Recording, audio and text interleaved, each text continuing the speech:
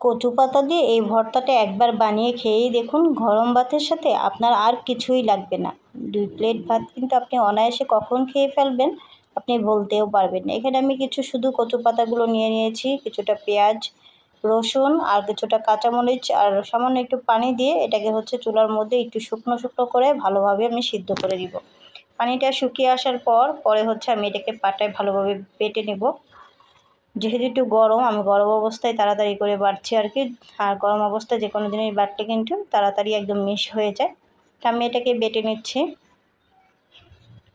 যে কোনো ভর্তা ভাতে কিন্তু বাঙালিদের প্রধান খাদ্য, তো আমার বাসায় কিন্তু এর ব্যতিক্রম কিছু নয়। আর এই ভর্তাটাও কিন্তু অনেক মজার হয়। আর কচু পাতায় কিন্তু প্রচুর পরিমাণ ভিটামিন, আয়রন, যাদের শরীরে রক্ত কম তারা প্রচুর পরিমাণে কচু খাবেন, কচু পাতা খাবেন।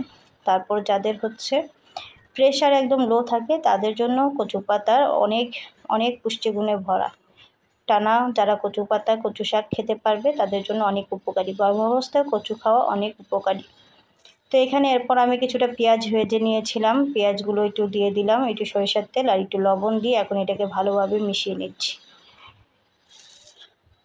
ভর্তার মধ্যে একটু সরিষার তেলের কাঁচা কাঁচা ফ্লেভার হলে কিন্তু ভর্তাটা বেশি মজার হয়।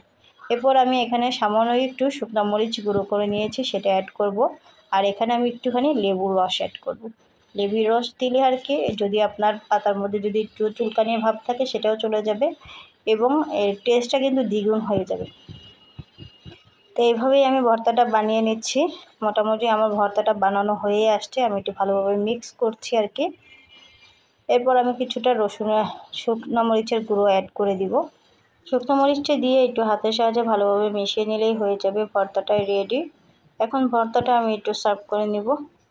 দেখুন ভর্তাটা কতটা সুন্দর দেখাচ্ছে। আমার ভর্তাটা কিন্তু বানানো কমপ্লিট হয়ে গিয়েছে। এরকম ভর্তা হলে আর সাথে যদি একটু গরম গরম ভাত হয় তাহলে তো আর কোনো কথাই হবে না, কি বলেন? তো আমার কচু পাতা ভর্তা রেসিপিটা আপনাদের কাছে কেমন লাগলো অবশ্যই কমেন্ট করতে ভুলবেন না। সবাই ভালো থাকবেন। আল্লাহ হাফেজ।